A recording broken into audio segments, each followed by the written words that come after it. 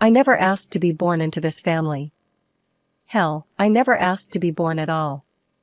But here I am, Michelle, the unwanted firstborn of a broken marriage. My earliest memories are tainted with the bitterness of divorce. I was barely out of diapers when my parents split up. By the time I was 3, Mom'd remarried to a guy named Tom.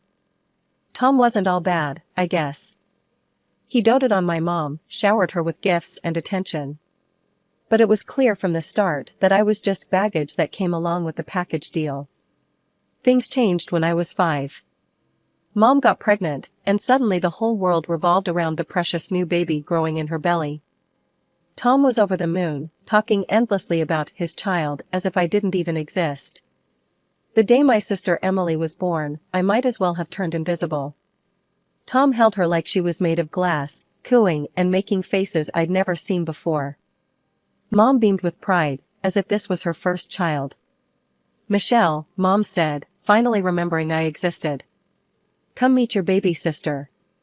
You're going to be such a big help with her." I peered into the bundle of blankets, seeing a wrinkled red face that looked more like a potato than a baby. "Hi," I mumbled, not feeling the instant connection everyone seemed to expect.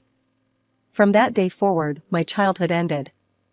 I wasn't just Michelle anymore. I was Emily's big sister, the built-in babysitter, the little helper. "Michelle, watch your sister while I make dinner." "Michelle, can you change Emily's diaper?" "Michelle, why don't you read Emily a bedtime story?" It never ended. Every time I tried to sneak away to play with my friends or just have a moment to myself, I'd hear the familiar refrain, "Michelle, where are you? Emily needs you."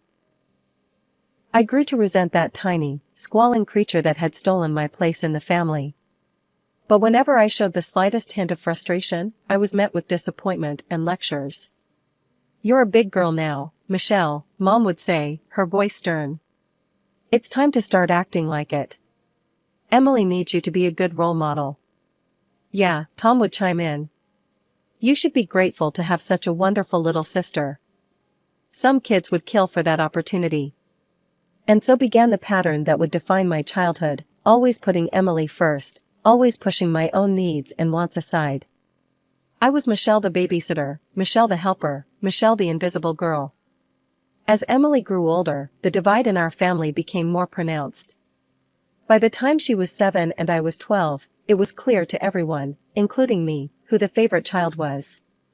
"Michelle, Emily needs your room for her art and music," Mom announced one day. "You'll be moving into her old room this weekend." I stared at her in disbelief. "But, that's my room. I've had it since I was little." Tom stepped in, his voice patronizing. "Now, Michelle, you're old enough to understand. Emily needs more space for her hobbies. Her synthesizer and easel take up a lot of room." "What about my things?" I protested weakly. "Where will I put my books in?" "You'll make it work," Mom interrupted. "Emily's talents need nurturing. You want to support your sister, don't you?" There it was again, the guilt trip, the expectation that I'd sacrifice everything for Emily without complaint. I bit my tongue and nodded, fighting back tears. The move was just another blow to my already fragile sense of belonging. Emily, of course, was thrilled. She pranced around her new, spacious room, smirking at me as I crammed my belongings into the tiny space that used to be hers. As we got older, Emily's preferential treatment only became more blatant. She knew she could get away with anything, and she took full advantage of it. One day, I caught her sneaking money from Tom's wallet. "Emily," I hissed. "What are you doing?" She just grinned and pressed a finger to her lips. "Shoo, don't be such a tattletale, Michelle." Later that evening, all hell broke loose when Tom discovered the missing money. $20, he bellowed. "Who took $20 from my wallet?" I saw Emily's eyes widen in panic, but before I could say anything, she blurted out, "I saw Michelle near your room earlier." All eyes turned to me. I didn't," I stammered, but Emily cut me off. "Check her backpack," she suggested, her voice dripping with false concern. To my horror, Tom marched over and yanked open my school bag. And there, tucked into a side pocket, was a $5 bill. Michelle, Mom gasped. How could you? I didn't take it. I cried, realizing too late what Emily had done. I swear, it wasn't me. But my protests fell on deaf ears. I was grounded for a month, forced to do extra chores, and lectured endlessly about trust and responsibility. All the while, Emily watched with a smug smile, reveling in her victory. That night, as I lay in my too small bed in my too small room, I made a decision. I couldn't keep living like this, always the scapegoat, always the afterthought. I needed to find a way out. High school became my ticket to freedom. While Emily coasted through on charm and our parents' doting attention, I buried myself in books and extracurriculars. Every A on my report card, every academic achievement was a step closer to independence. The day I received my college acceptance letter was the happiest of my life. Full scholarship, dormitory included. I was getting out. The summer before college, I picked up a job at a local cafe. Every dollar I earned went into a secret savings account. Never again would I be financially dependent on my family. Moving day arrived, and I couldn't pack fast enough. As I lugged my suitcases to the car, Emily lounged in the doorway, smirking. Have fun at loser college, she drawled. Try not to bore everyone to death with your nerdiness. I bit back a retort. In a few hours, I'd be free of her taunts. College was everything I'd hoped for and more. For the first time, I was judged on my own merits, not constantly compared to my sister. I threw myself into my classes, determined to make the most of this opportunity. My human resources management program was challenging, but fascinating. I loved learning about organizational behavior, talent acquisition, and conflict resolution. Ironically, my dysfunctional family had given me plenty of real-world experience in those areas. Between classes and studying, I kept my job at a cafe near campus. The work was exhausting, but every paycheck felt like a victory. This was my money, earned by my own efforts. Holidays were awkward. I'd return home to find Emily the center of attention, as always. She was in high school, and apparently excelling in her social life if not her studies. Michelle, Mom would say, her voice dripping with false cheer, why don't you tell us about school? Any boys in your life? I'd give them the bare minimum of information, counting the hours until I could return to campus. My real life, my real self, was there now. Graduation day arrived before I knew it. As I stood in my cap and gown, diploma in hand, I felt a surge of pride. I'd done it. Despite everything, I'd succeeded. My family was there, looking slightly out of place among the celebrating crowds. Emily rolled her eyes at the ceremony. God, this is boring, she muttered. Can we go eat now? I ignored her, posing for photos with my roommates and favorite professors. These were the people who had supported me, who had seen my potential. They were my real family now. Fresh out of college, I landed a job as a human resources manager at a large company. As I scrolled through apartment listings, my heart sank. Even the tiniest studios were way out of my budget. Michelle, Mom said during one of our infrequent phone calls, why don't you move back home? Just until you get on your feet. You won't have to pay rent, just help out around the house a bit. Against my better judgment, I agreed. It was supposed to be temporary, just until I saved enough for my own place. I should have known better. From the moment I moved back in, it was like I'd never left. Emily was still the golden child, now in her college, fully paid for by our parents, of course. I, on the other hand, was right back to being Cinderella. Michelle, can you start dinner? We're starving, Mom would call out the moment I walked in from work. Michelle, the bathroom needs cleaning, Tom would announce, not bothering to lift a finger himself. I'd come home exhausted from a full day at the office, only to face hours of cooking and cleaning. Meanwhile, Emily lounged on the couch, scrolling through her phone and complaining about how hard her life was. I bit my tongue so often I'm surprised it didn't fall off. This wasn't what I'd agreed to, but every time I tried to protest, Mom reminded me that I live here rent-free. Then came the bombshell. Emily, barely into her sophomore year, announced she was getting married. To a guy 10 years older than her, no less. "Isn't it romantic?" she gushed, flashing her enormous diamond ring. "Jason is so successful. He says I don't even need to finish college." I watched in disbelief as our parents fawned over Emily and her fiancé. They threw themselves into wedding planning with gusto, sparing no expense. I couldn't help but wonder if they'd be this generous if it were my wedding. But of course, in their eyes, I was destined to be the spinster daughter, too focused on work to find a man.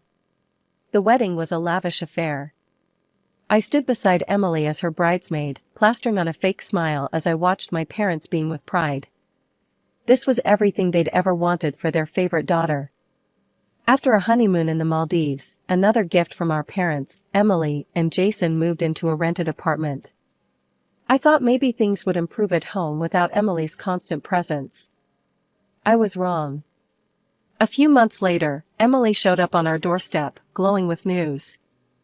"I'm pregnant," she squealed. As my parents erupted in joyous celebration, I felt a knot form in my stomach. Somehow, I knew this would end up complicating my life even further.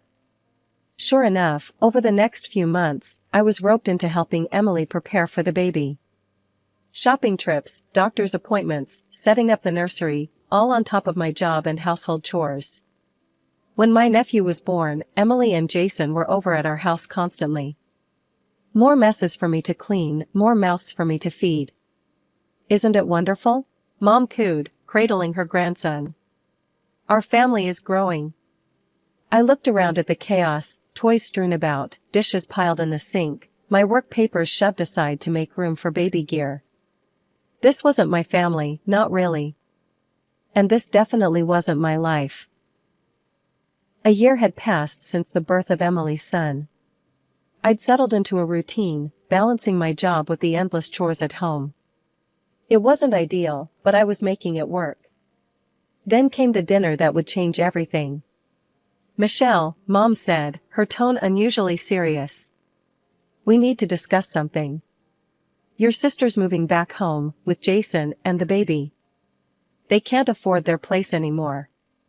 I waited for the other shoe to drop. It didn't take long.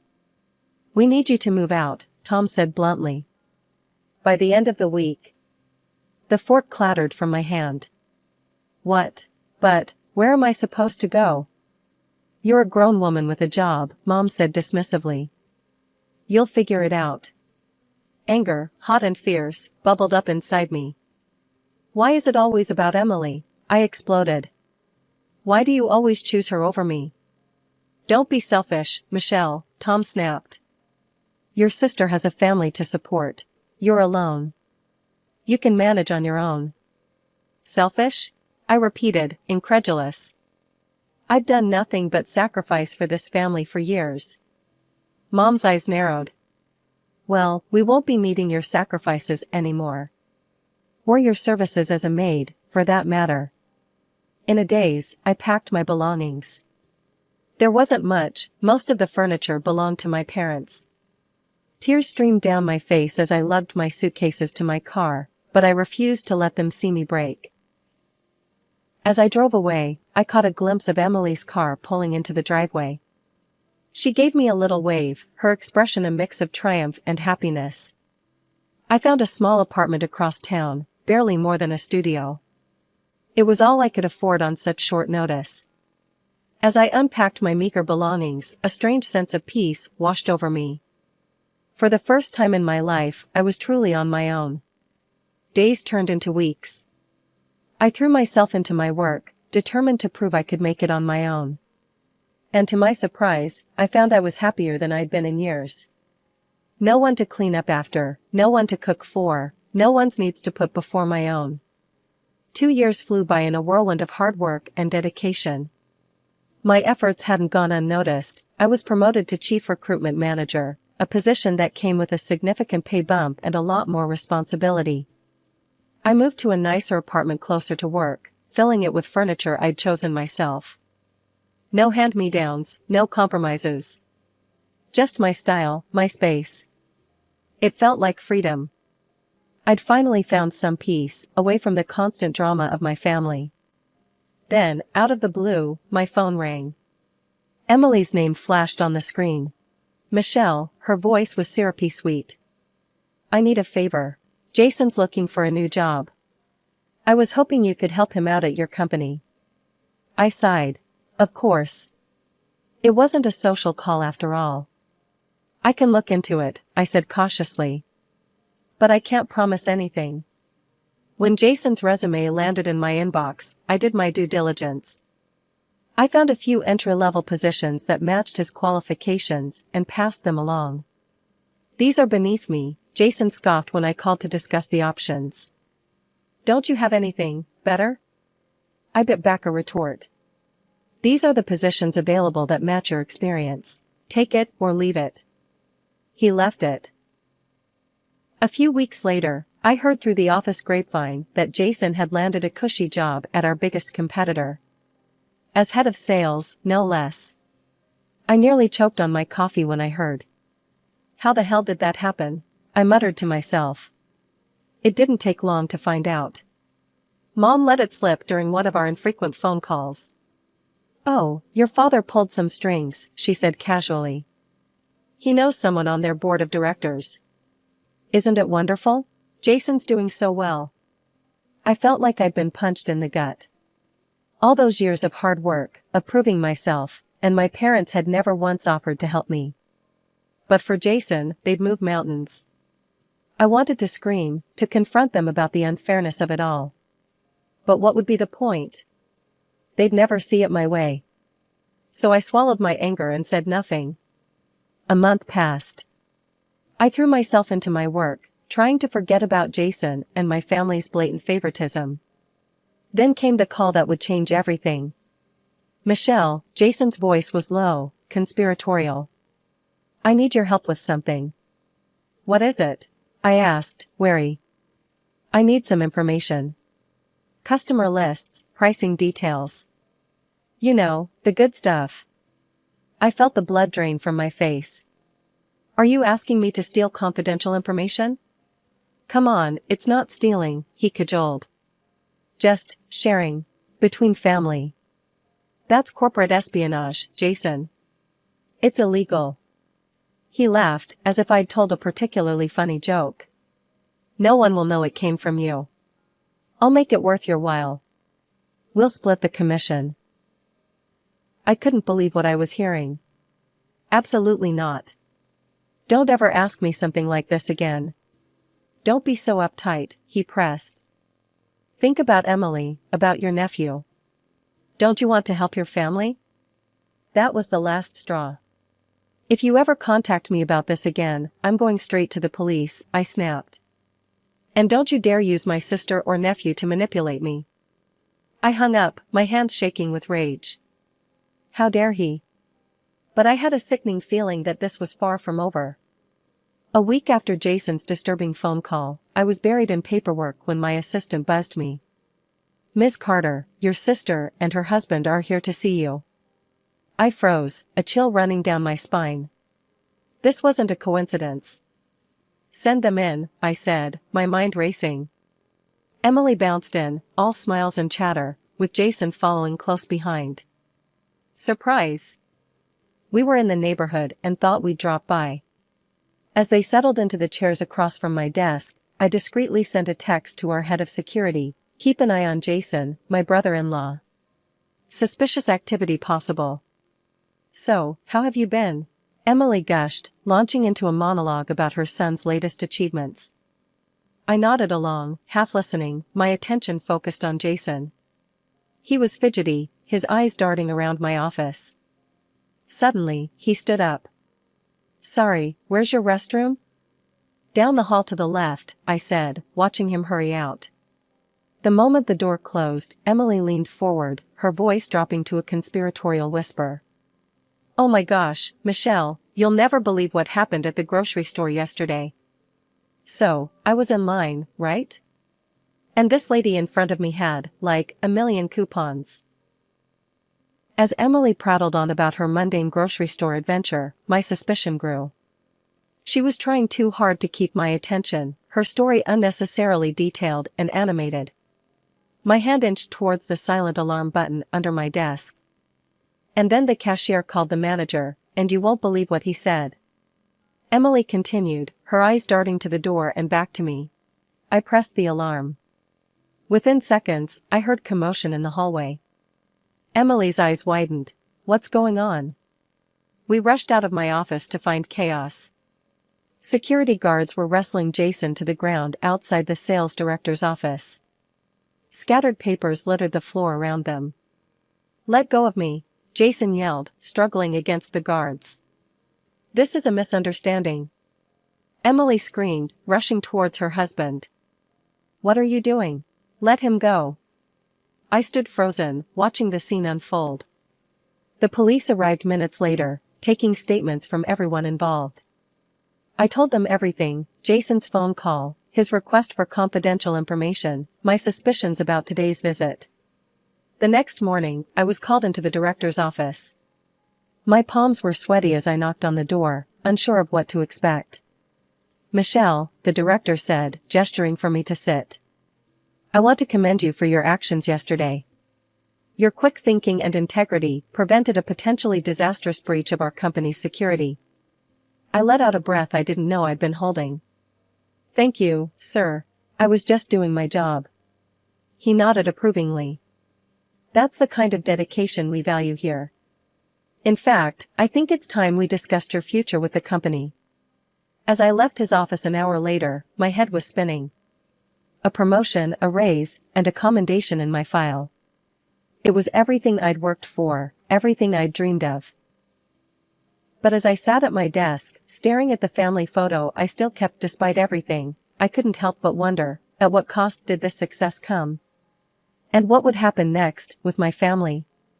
The morning after the incident, my phone rang incessantly. I knew who it was, before I even looked at the screen. With a deep breath, I answered. Michelle. Mom's voice was shrill. What have you done? Before I could respond, Tom's voice boomed through the speaker. You need to fix this, Michelle. Now. For the next hour, they berated me, demanding I recant my testimony and take the blame for Jason's actions. Think about your sister, Mom pleaded. Think about your nephew. You're going to ruin their lives. And what about you? Tom chimed in. You're all alone. No husband, no kids. It will be easier for you to bear all this trouble than for Jason. I felt a familiar pressure building in my chest, the weight of their expectations threatening to crush me. But this time, something was different. I was different. No, I said, my voice steady. I won't do it. Jason broke the law. He has to face the consequences. There was a moment of stunned silence before the tirade began anew. You ungrateful child, Mom screeched. After everything we've done for you. That's it, Tom growled. You're no daughter of ours. Don't expect a penny when we're gone. The line went dead. I sat there, phone in hand, feeling oddly light. It was over. Finally, truly over. The next few months were a whirlwind. Jason was charged with trespassing, attempted burglary, and industrial espionage. He lost his job, his reputation in tatters. Emily, miraculously, escaped charges. I threw myself into my work, determined to prove my parents wrong. I didn't need their support or their money. I had myself, and that was enough. News trickled in through mutual acquaintances. Jason left prison, but unable to find work, turned to the bottle. Emily, disillusioned with her fallen prince, began a parade of affairs. The final straw came when Jason caught her in bed with another man, in my parents' house, no less. The ensuing brawl ended with Jason on the street and Emily served with divorce papers. Emily stayed at my parents' house, bringing each of her new lovers there. It wasn't long before they'd had enough, kicking her out just as they'd done to me. When she lost custody of her son, my parents stepped in to raise their grandson. As I heard each piece of news, I waited for the satisfaction to set in, for the vindication I'd always imagined I'd feel. But it never came. Instead, I felt nothing. They weren't my family anymore. Their drama wasn't mine. Years passed. I climbed the corporate ladder, my hard work and integrity paying off in ways I'd never imagined. And then, on a perfectly ordinary Tuesday, I met him. Mark was everything I'd never known I wanted. Kind, supportive, and completely removed from the toxic world I'd grown up in. When he proposed a year later, I said yes without hesitation. Our wedding was small, intimate. Just our closest friends and Mark's family. As I stood there, reciting my vows, I realized I'd finally found what I'd been searching for all along: unconditional love and acceptance. I haven't spoken to my parents or Emily in years. Sometimes I wonder about them, about my nephew. But I don't reach out. Some bridges, once burned, should stay that way.